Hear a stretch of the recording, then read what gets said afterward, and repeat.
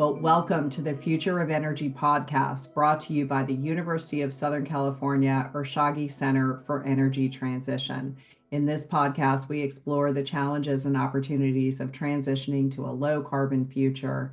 My name is Elizabeth Arnold Weiss. I'm an associate professor of technical communication practice at the USC Viterbi Engineering and Society program, and I'm happy to moderate today's discussion alongside our student host, Mila, Rehak, and guest student host, Sophie Bietel. Today, we are honored to welcome a very special guest, Mr. Terry Tamminen. Terry is the president and CEO of the nonprofit Blue Economy Hub, AltaSea, in the Port of Los Angeles. In 2003, Governor Arnold Schwarzenegger appointed him Secretary of the California Environmental Protection Agency and later Cabinet Secretary, the chief policy advisor to the governor.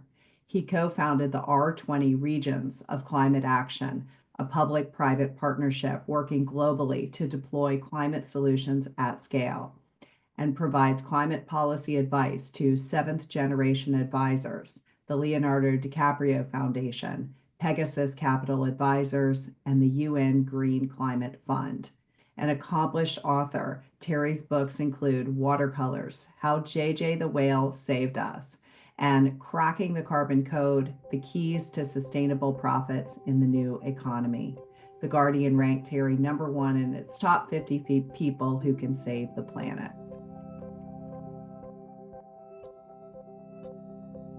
All right, Mr. Tamminen, thank you so much for joining us on this episode of the Future of Energy podcast. We're so happy to have you here. Thank you so much for the invitation, and please call me Terry. Absolutely. Well, Terry, can you tell us a little bit about your career journey and how you became involved as the president of AltaSea at the Port of Los Angeles? Well, it's a long story, but I'll try to keep it short. I was born in Milwaukee, Wisconsin, about as far from the ocean as you can get in the United States. But my grandparents brought us on a train trip when I was 12 years old to Los Angeles.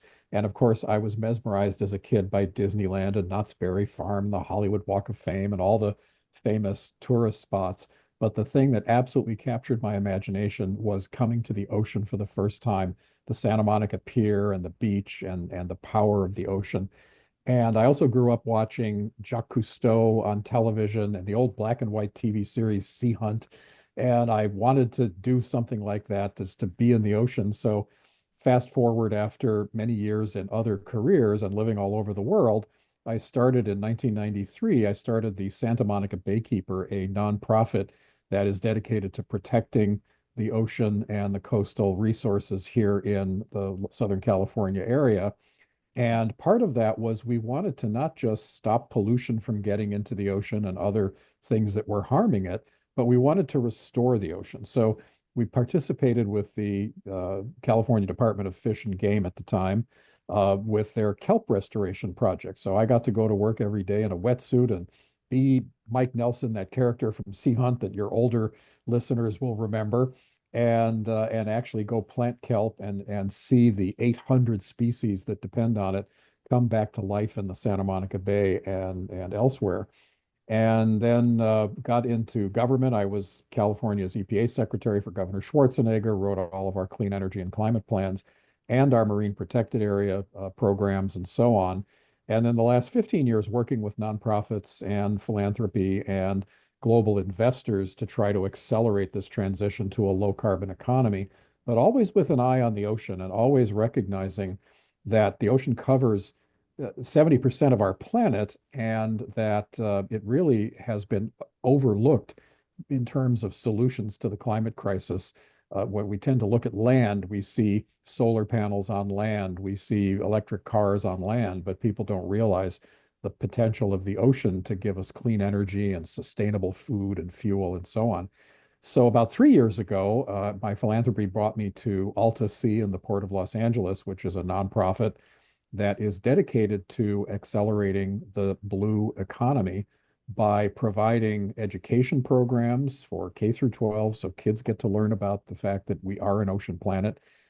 We do workforce training with community colleges. We work with universities on research into the blue economy, and then hopefully the intellectual property that gets spun out from that grows at our facility in the Port of LA, where we have renovated 180,000 square feet of historic warehouses to be a home for all of that. So a long journey, and I tried to synthesize it as much as possible.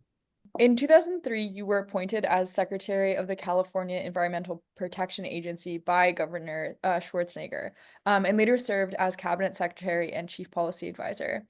What was your experience like in state government? Looking back, do any key moments stand out from your time shaping environmental policy? It does. And I just have to say, as a kid or young man growing up watching Schwarzenegger movies, if you had said to me, someday he's going to be the governor of California and you're going to be his EPA secretary, I would have asked you what you were smoking. But strange things happen. And so I was fortunate enough to get that position after knowing Arnold for a while. And I'd say the first thing that stands out is when he decided to run, and of course, being a Republican in those days, people didn't think you could be pro-environment, and yet he was. So I said to him, look, we have to communicate that. And so we drafted an environmental action plan that he said, if I'm governor, here's all the things I'm going to do. And actually, no other candidate did anything like that. And it got noted by the LA Times and other media that the guy who drove a Hummer and smoked a cigar and blew up things on the the movie screen was actually a serious environmentalist. And so when he, of course, did win the election and appointed me, I had a roadmap ready to go. And if you look back at that document, you can see that everything that was in it, we accomplished actually mostly in our first 2 years, 3 years in office.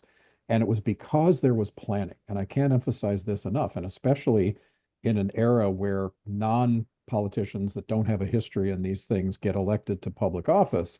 In the case of Schwarzenegger, although he was a serious public policy student and absorbed a lot from everybody around him, his other cabinet secretaries and policy advisors didn't know where he was on any of these issues. So it took months and even years for them to get to know and then to initiate policies in their area. But because I had this plan that he had already blessed, that he had already endorsed, we were able to go to town working with the legislature.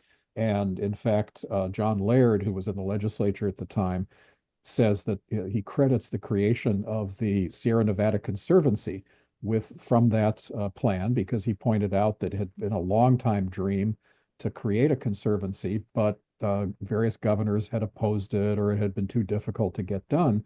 So in that policy document, when he saw that Governor Schwarzenegger said, if I'm elected, I will support the creation of Sierra Nevada Conservancy, he just took that as a mandate, managed to get it passed into law, and we were able to, of course, sign it and create that. So I guess the point I'm trying to make is how important it is to lay out your goals, lay out detail, have policies that you believe you can achieve, and then that obviously gives you the roadmap to go out and do them.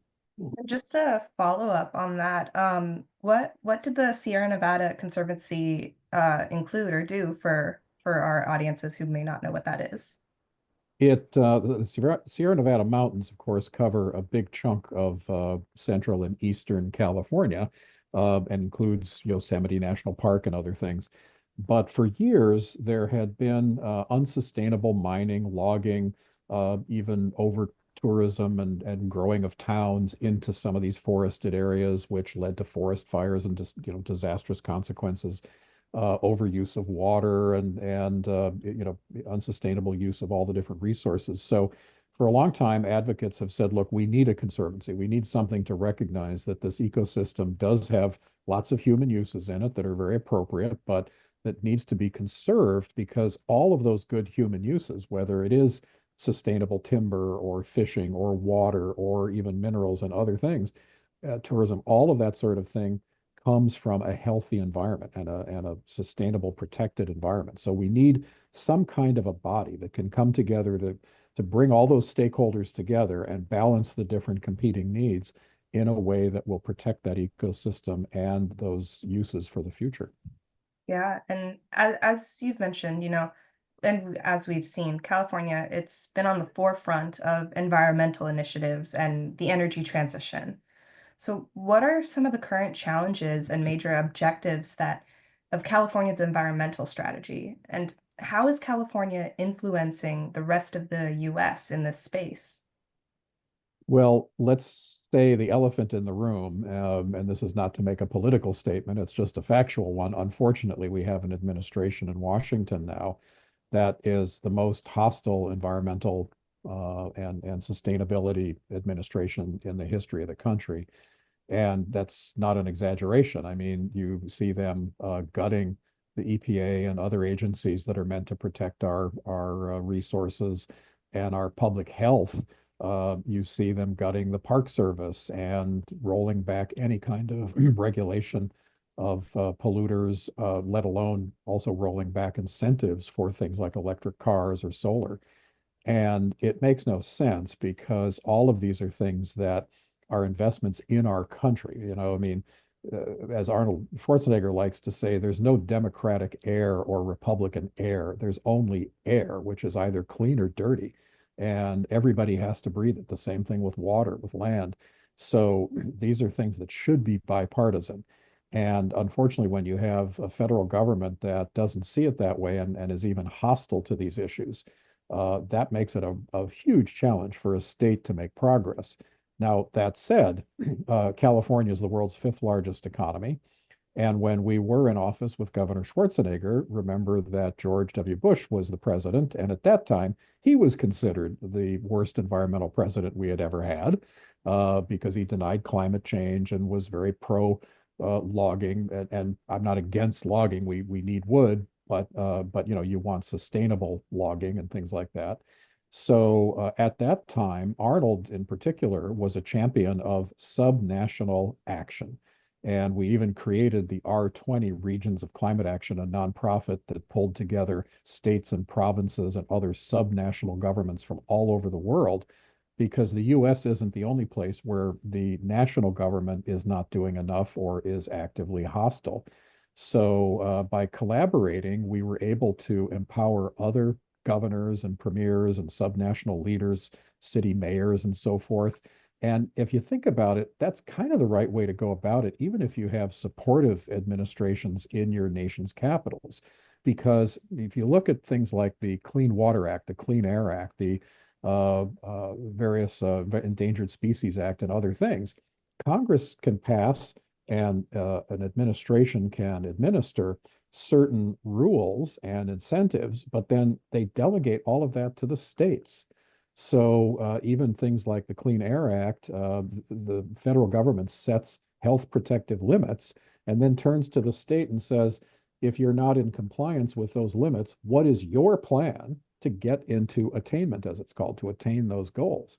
So really, by working from the bottom up, whether you have support at the national level or not, you can make a huge difference. And you know, I hate to say it, but a lot of the voters that supported this current administration and others who have been anti-environmental are the ones who are going to suffer the most because, again, in California, we're not giving up our clean air, clean water, and other health protective standards.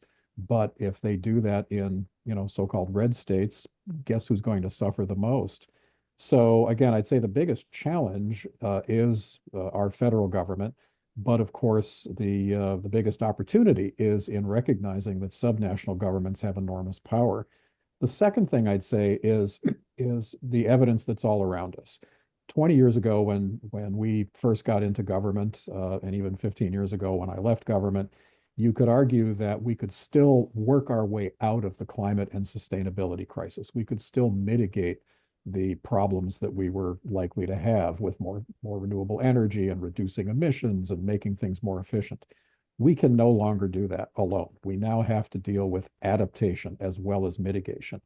And mitigation has a way to pay for it. And that's something that when President Trump was elected the first time, I actually went to meet with him before he took office, and we showed him ways that this could be good for the economy. And he seemed, you know, to get it and seemed quite supportive that, you know, for example, the job of a roofer or an electrician putting a solar panel on an American roof is not a job you can export to another country. And it's something that obviously gives us more energy, whether you like clean or other energy, it just gives us more. And it helps us be more resilient I mean, even states like Texas, you've seen in their winters have had shutdowns of their entire power grid because of the weakness of the grid and other problems. So having more solar, more wind just gives us better options throughout the country, and again, should be a nonpartisan issue. But again, that kind of stuff pays for itself. You can invest in, and investors can make money on that. But adaptation is something that unfortunately governments, taxpayers are going to have to pay for one way or the other. So when we see disastrous fires like we had here in Los Angeles recently that are directly attributable to climate change, we've never had a drought like this one where we had no rain from April all the way through mid-January. As you know, our rainy season would normally be in the early winter, late fall, early winter. And the fact that there was not a drop of rain in that period, and then, of course, the Santa Ana winds are normal, but in January they'd be driving rain, not fire.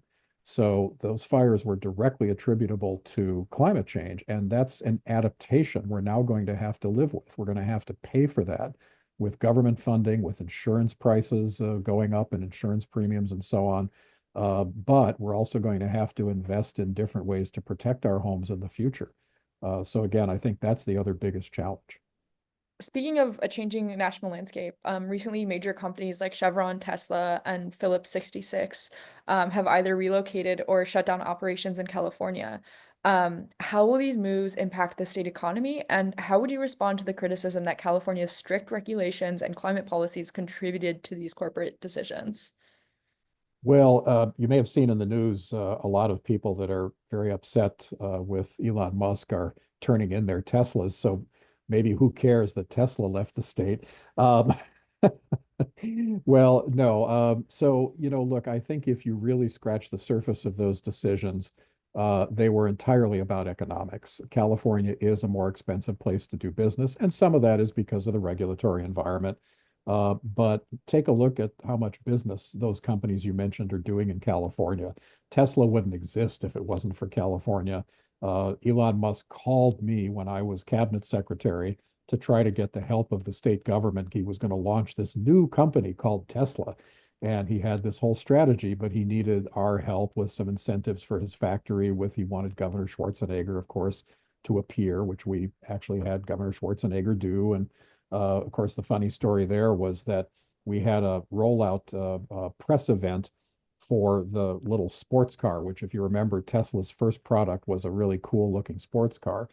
And fortunately, we tested it before the press got there because Arnold couldn't fit in the driver's seat. So he ended up just watching somebody else drive the car and then saying, "I'll buy one for Maria," which he did. So we helped them get going. Obviously, they went through some very tough times while they were here in California, not because of any regulations or even the cost of doing business. But they got started entirely because of being in California. And I guarantee you their number one market was in California and probably is to this day. There's more Teslas driving around Los Angeles than anything else. And Chevron, the same thing. It was the only California oil company. They obviously sell a lot of their product here. They've got refineries here, which aren't moving because you can't move that kind of infrastructure. So there's a huge refinery in El Segundo about 3 miles from where I'm sitting. And that continues to obviously be a cash cow for them. But so I don't really think it had anything to do with our regulatory environment, which we have had for decades, obviously stricter regulations of one kind or another. And in terms of climate regulation, things like our AB 32, our Global Warming Solutions Act, which was passed in the Schwarzenegger administration, those kinds of things are things where we were always very careful to give business time to adapt. And I have to say that, we always heard this. I, as a regulator, and Governor Schwarzenegger heard that business says, all right, look, we don't like taxes, we don't like regulations, but give us time to adapt and build them into our business plan. Don't just say, okay, starting next month or whatever. And so that was something we did. And I think our cap and trade program is designed along those lines. Penalties for air pollution and other things are designed along those lines. Time to adapt. Right now, we have very ambitious goals to get transportation equipment, things like container handling equipment in the ports, which are diesel, and diesel trucks that serve the ports to be zero emission by 2030 and 2035. So those are all things that will give industry time to adapt. And I think these companies that have left the state did so for other reasons. Thank you. To expand more on that, how do you see the corporate landscape changing in California over the next 10 to 20 years in response to these policies, both things like incentives and regulations? It'll be interesting to see what the responses are, but Silicon Valley has actually been an enormous partner in all of this because a lot of this depends on the digital domain. It depends on software and various techniques for measuring and reporting and verifying things, the infamous MRV, measuring, reporting, and verifying. So, for example, if you have a carbon credit, you need to be able to measure that whatever carbon you're taking out of the atmosphere or preventing from going into the atmosphere, that you can actually measure that in a meaningful way, that you can then report it and then have someone independently verify it. And that's become a huge industry for, if you go online, you'll see all kinds of carbon credit trading platforms, measuring, reporting, and verifying platforms, and places for carbon credit providers to put their projects up and help find funding. We've also seen a lot of funding coming from various foundations that are located in California to help nonprofits get those kinds of initiatives underway and to preserve things like rainforests, both here in North America and in South America. So I think the opportunities are going to grow, but perhaps in surprising areas. So again, in the digital domain, the digital world, as much as in real life, let's call it. That said, I get calls every day from the next wannabe Tesla or the companies that we're excited to work with at AltaSea that are developing the clean energy from the ocean. Wave and tidal energy is going to be one of the next big things. And at AltaSea, we sponsored Senate Bill 605 a year and a half ago, and it got bipartisan support and signed into law by the governor. And I emphasize the bipartisan piece because whether you care about the environment or the economy or jobs, there's something in it for you. And so the bill got passed, and that's to incentivize wave and tidal. And our coalition at AltaSea of 30 wave and tidal companies now are informing the state how to implement that law so it does actually lead to the businesses and the jobs and the clean energy deployed along our coast. I think you're going to see a lot more of that. You're going to see a lot of innovation in the zero emission technology that the rest of the world needs. Right here in the Port of Los Angeles, as I mentioned, there's container handling equipment, thousands of pieces of diesel equipment that just moves containers off ships and onto trucks and off trains, onto ships, etc., that never leaves the port. And all of that has to be zero emission in the next few years. So you're seeing companies come here to serve that big market with battery electric equipment and hydrogen electric equipment. And then because of our scale and our size, when our ports do it, it makes it cheaper for other ports around the world to use the same technology. So I think there's a lot of exciting opportunity there.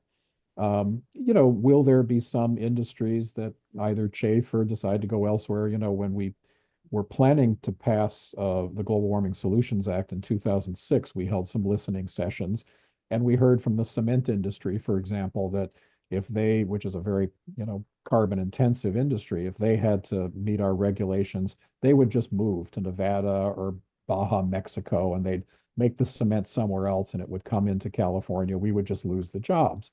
Well, you know what? That never happened because obviously cement is big and heavy and wet, and it costs a lot to transport it. So the industry wants to be close to where it's being used.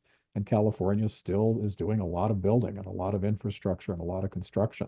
And so, did carbon regulations force these companies to become more efficient and save energy and therefore save money? Yes. Did it add some cost to their cost of doing business? Yes, but pretty trivial compared to the benefits, and they all stayed here in the state. So you're now the president and CEO of AltaSea at the Port of Los Angeles. Could you share more about the company's missions and also the concept of the blue economy and what's its importance? Sure. So AltaSea, which the name comes from sort of I guess the Spanish word alta, which is high sea. So we're all about the ocean. AltaSea is a nonprofit that was started about 10 years ago to take over this 35-acre campus in the Port of Los Angeles that is the first place where commerce took place in the Port of LA. So 110 years ago.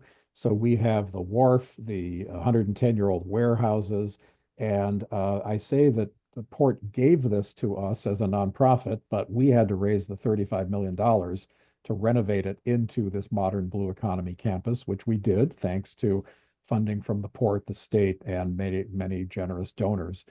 And so we actually just finished the renovations. It took a while to, as I mentioned, the AltaSea was formed 10 years ago, but it took a while to get the lease done with the port, to start raising the money, and then COVID hit and slowed things down. And then I came on board 3 years ago and helped finish the fundraising and get the place renovated. And we just got our certificate of occupancy a few months ago, I should say, with our big renovation completed. And so now our 24 blue economy tenants are starting to move in. They have to apply for their individual building permits to install their seawater systems and their labs and so on.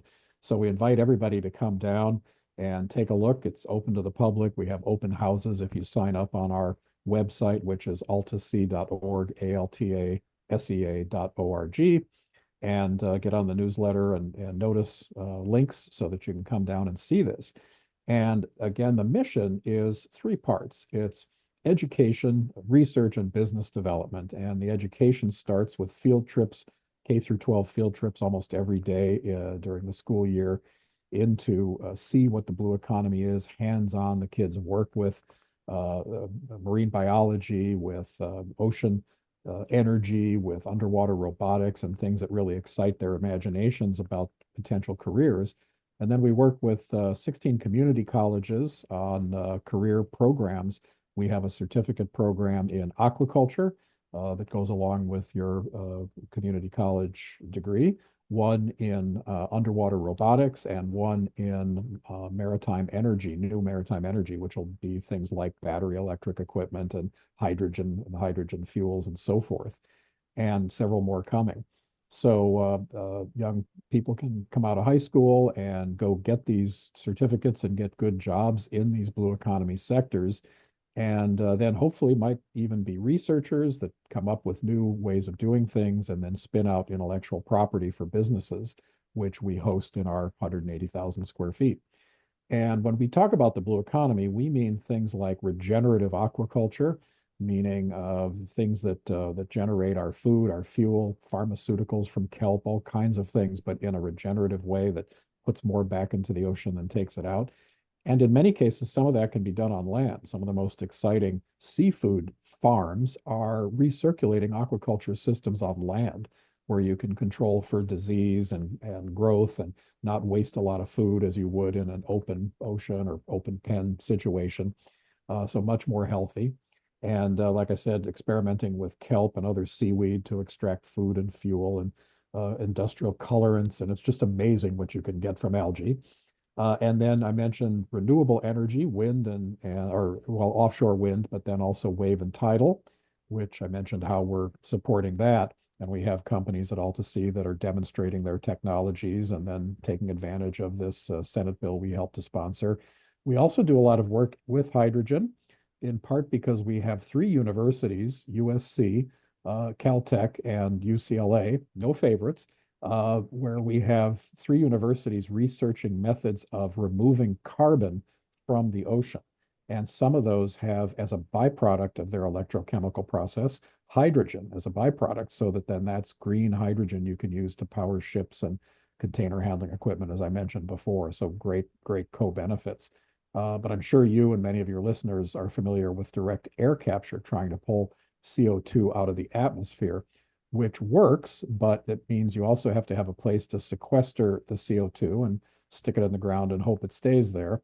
It's also very expensive because it uses a lot of electricity, whereas these ocean carbon dioxide removal systems are electrochemical, so they don't use as much energy. And as I say, they have some beneficial byproducts, and you're pretty well assured of how the carbon is being sequestered. And then the third area that we focus on is underwater robotics. We have companies that design and build underwater robots for different purposes, train people with them, underwater construction with robots and so on, and just an amazing array of ways to map and better understand our planet using underwater robotics. So those are some examples, but really anything to do with the ocean economy, or the blue economy as we call it, is welcome at AltaSea. So California has made significant strides in renewable energy and regulatory changes over the past few decades. You played a pivotal role in initiatives like the Global Warming Solutions Act, Hydrogen Highway Network, and Million Solar Roofs Initiative. Where does California's energy transition go from here? And what are the next major challenges? Well, I think where it goes from here is continuing on this path of success with these things. When we imagined the Million Solar Roofs initiative, which was to get solar on at least 1 million rooftops, we estimated that we could do it within 10 years and that it would generate about 3 gigawatts of energy. And for listeners who aren't familiar with megawatts, gigawatts, just to give you a sense, the entire grid of California is about 55 megawatts, or gigawatts, I should say, gigawatts. So having 3 gigawatts may not sound like that much, but that's about 7% or so on a path to even more. Well, it turns out that with that incentive program, we actually installed the 1 million roofs in 8 years, and it generated 9 gigawatts of energy. So a much bigger percentage, and obviously growing.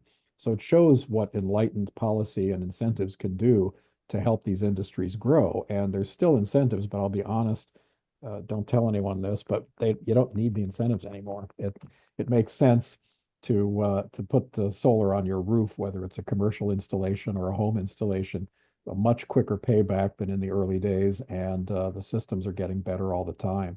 And there's also been a lot of innovation in the financing, where you can just essentially rent your roof to a solar provider and just get money without investing anything, and various other ways to do it to make it very affordable. So I think we're going to see much more solar. We're also going to need more storage because for some years we've had too much wind energy. California's been a big wind producer, going back to the Jimmy Carter days when there were incentives back in the 1970s for wind power. And that's kind of come and gone over the years, but the wind energy has gotten so much more efficient that it's cheaper than a coal-fired power plant. It's actually some of the cheapest electricity you can provide, which is why we're now doing it in California offshore. And I think that's going to be another big area of clean energy growth for California. But for many years, we've had to curtail some of that energy, meaning at night, if the wind is blowing and you're generating more electricity than you can use, our California independent system operator has had to either literally zap that into the ground or pay neighboring states to take the energy. And that's called curtailment. And so it just shows you that we need to be able to store that energy and then use it at the time when the wind isn't blowing. Solar, we thought we'd never get to that point because obviously the sun tends to shine when you need energy the most, in the middle of the day or late in the day when everybody's using energy. Well, it turns out we've now been so successful with solar that we're curtailing solar. And so now the systems to store energy, especially with battery systems, are trying to catch up to take advantage of all this curtailed energy, basically free. And I think you're going to see innovation in storage systems. You're going to see innovations in using that. For example, and I'll go back to hydrogen, which we're going to need a lot of for clean energy, especially for heavy duty transportation. And most of our hydrogen today comes from natural gas, from breaking it out of natural gas. So if you want clean hydrogen, one way to get it is we throw away enough wastewater in Los Angeles County alone from our sewage treatment plants that if you took the hydrogen out of that water, H2O, if you took the hydrogen out of it, you could power the entire United States transportation fleet. Now, it obviously you wouldn't try to do that from one county, but it shows you that every city with a sewage treatment plant could, instead of paying to dump their wastewater, could set up systems to electrolyze that and turn it into hydrogen. And you might say, well, where are you going to get the energy? Well, how about some of that curtailed wind and solar? And storing it as batteries has certain efficiencies and inefficiencies. But the batteries would have to repower the grid. Hydrogen you can use in industry, you can use it as a transportation fuel, or put it back through a fuel cell for even much more efficient energy production later. So I think hydrogen, you could take those two waste products and turn them into something very valuable. And I think you're going to see some of that innovation coming. In fact, at AltaSea, we've got a young company that was started by some PhD students from UCLA that is going to be doing exactly that with wastewater from our Terminal Island sewage treatment plant and demonstrating the technical and economic feasibility of that innovation. So I guess the short answer to your question would be we're going to see a lot more of the same in terms of because we've got such a big industry in wave or soon to be wave and tidal, but in wind and solar, and you're going to see much more of that, geothermal as well. But you're going to see innovation in storage and in ways to engage with hydrogen and other ways of clean energy. Well, Terry, thank you so much for your time today. It was an absolute honor to have you on the podcast. Before we wrap up, is there anything else that you would like to share with our audience that we haven't covered? Yes, I would say, don't let anything be an impediment to thinking about how to harness the green economy, the blue economy. If you've got an idea, we want to hear it. We want to help. There's others. The LA Clean Tech Incubator downtown, Lacey, does it for green. We do it for blue.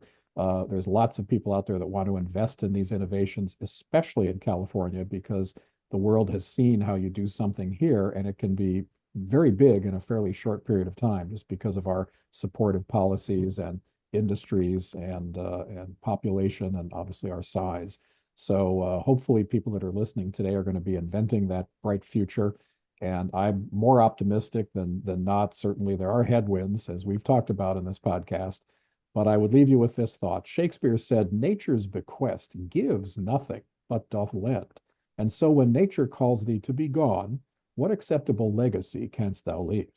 Well, I suspect that the work that you are doing and your listeners, if they're interested in this podcast, are going to be doing work that even William Shakespeare would be inspired by. So thanks so much for the opportunity. Thank you so much for joining us for the Future of Energy. Special thanks to each of our guests today and to our technical wizard, Abhi, for his important contributions to this episode. Don't forget to subscribe to our podcast so you can automatically get access to all our new episodes. You can find us on Apple, Spotify, YouTube, or wherever you get your podcasts.